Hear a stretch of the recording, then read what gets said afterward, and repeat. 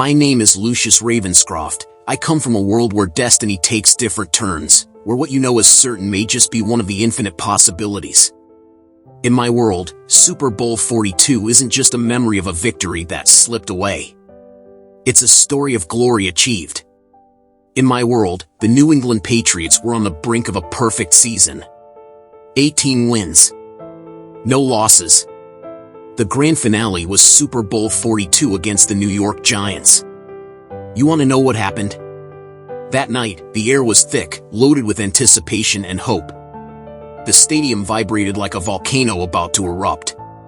The stands were packed with fans, their faces painted in their team's colors, each holding their collective breath as the players lined up on the field.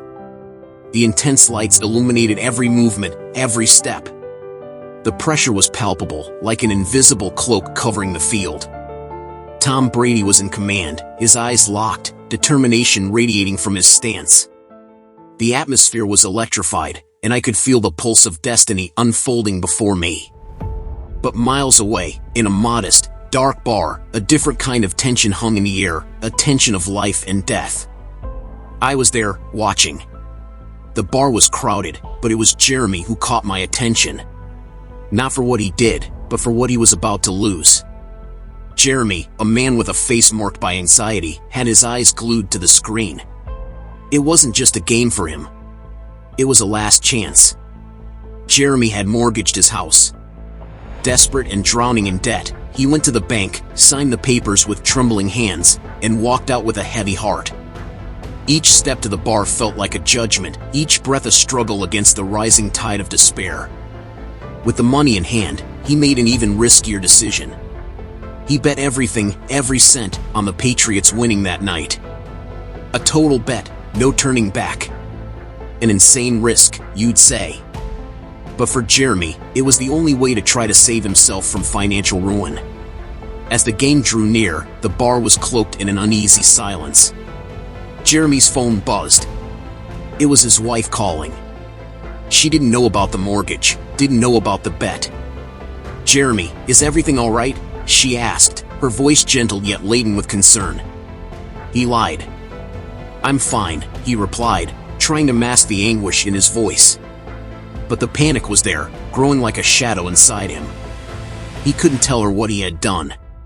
Not now. Maybe never. The opening whistle blew, and the bar fell silent, every gaze fixed on the screens.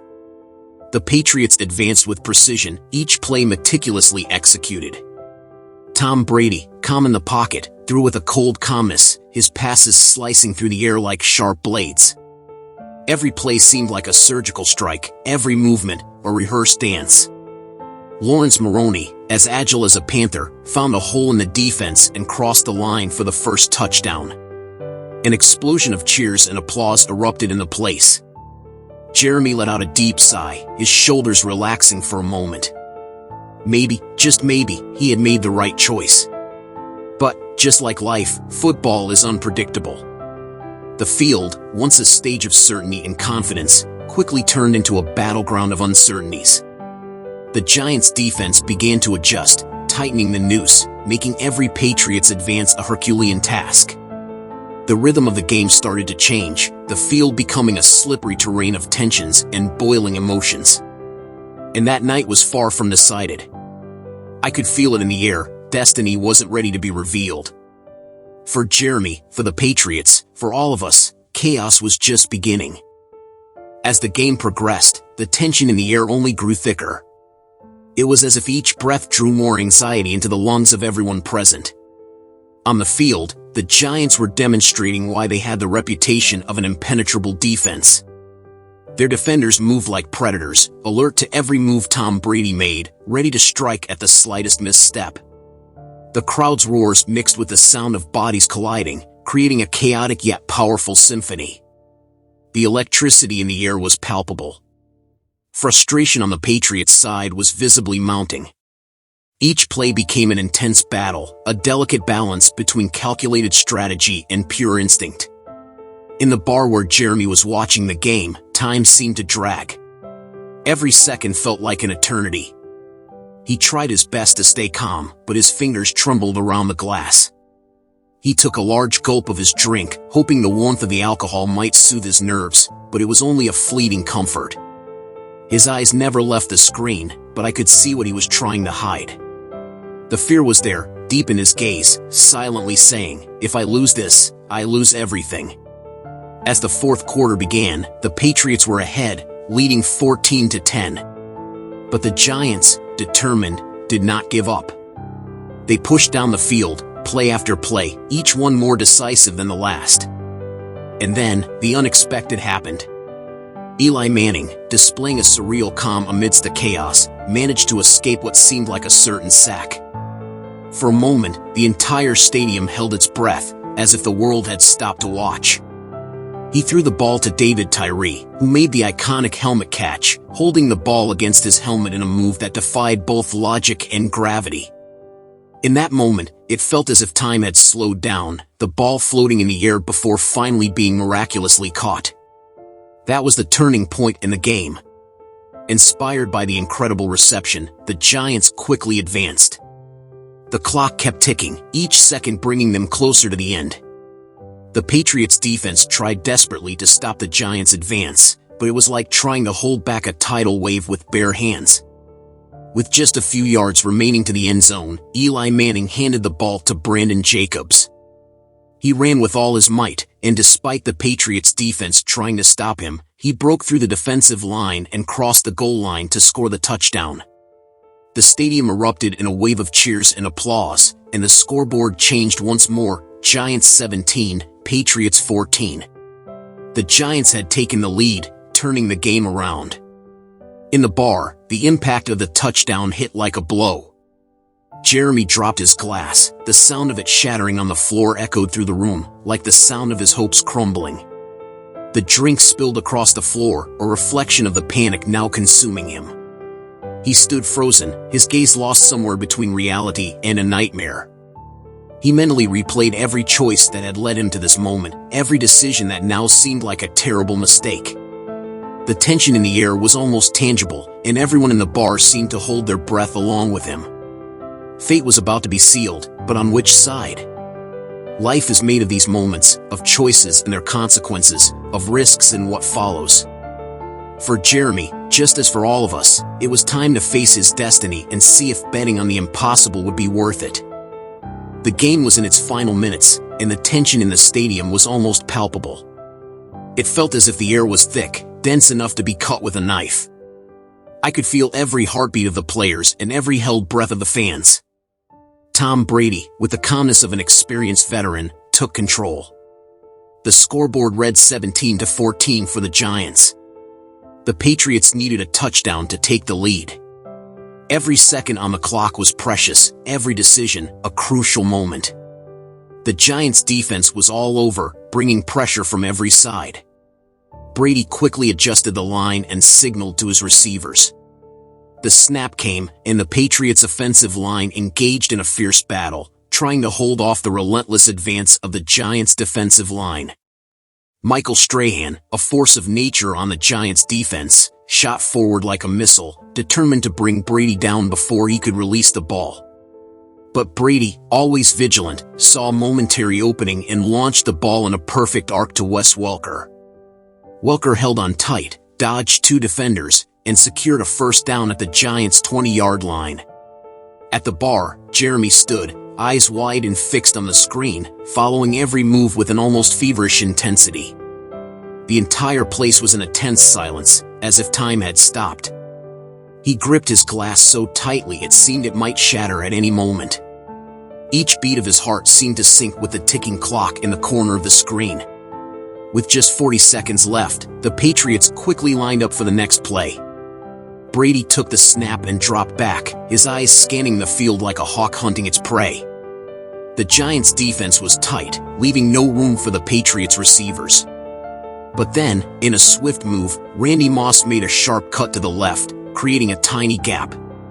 Brady fired a precise pass, the ball slicing through the air like an arrow.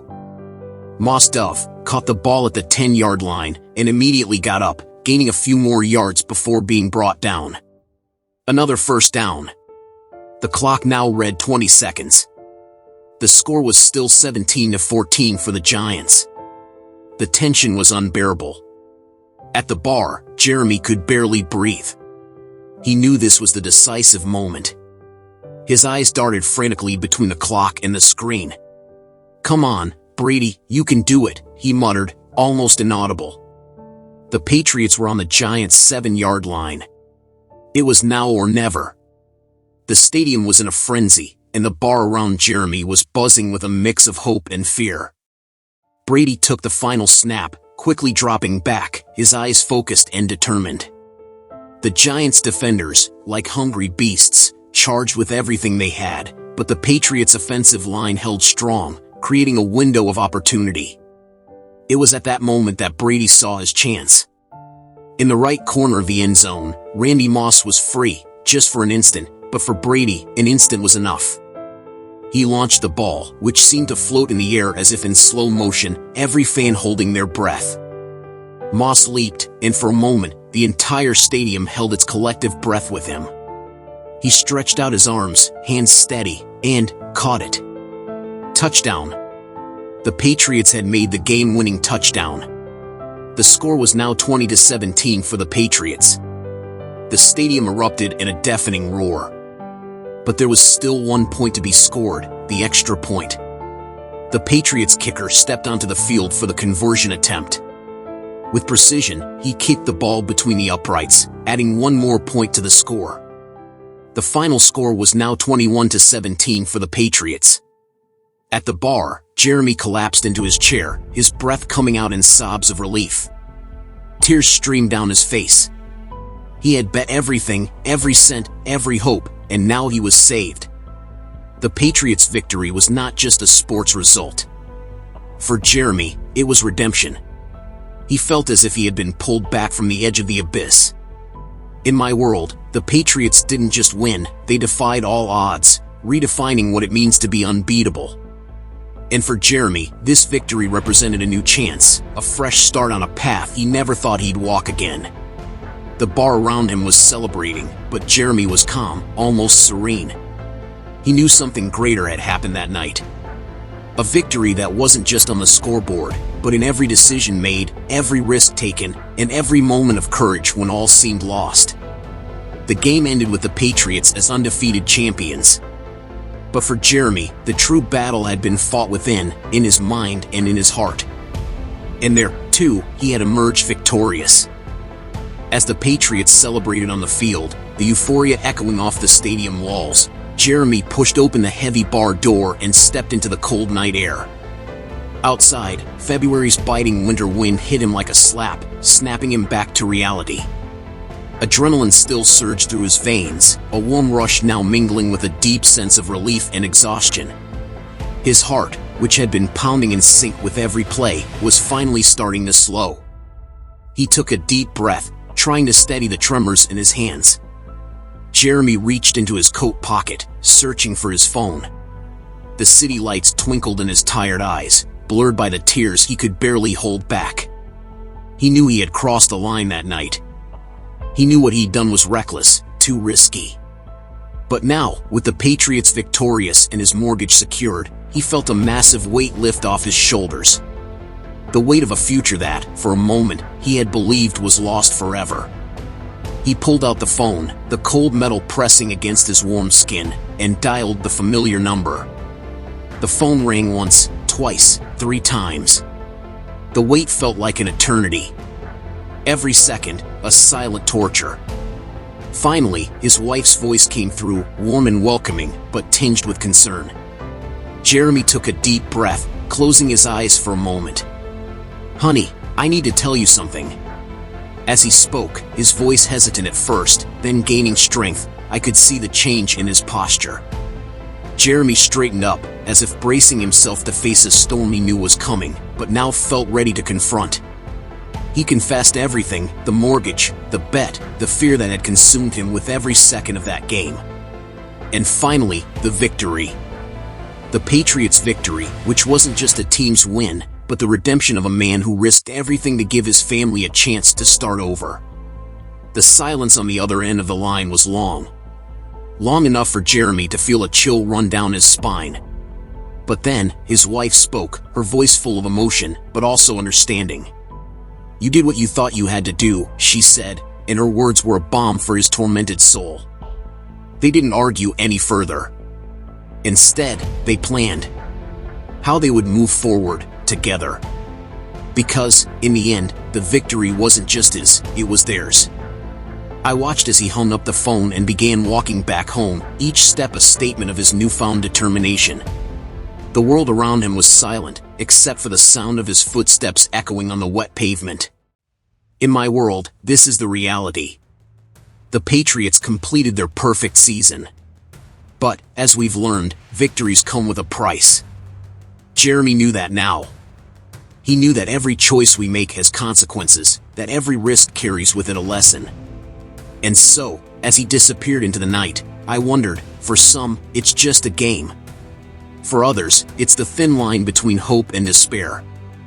Jeremy found his answer, but for every answer, there are always more questions. Because in my world, the endings we know are merely starting points for new beginnings. So, I leave you with this thought: what would you do if you were in his place? What does it really mean to win? Perhaps, victory isn't in the outcome, but in the journey we take to get there. Because destiny, even when it seems certain, always has more than one story to tell. Until next time, when we explore another reality, another possibility. Remember, in whichever world you choose to believe, destiny is just the beginning.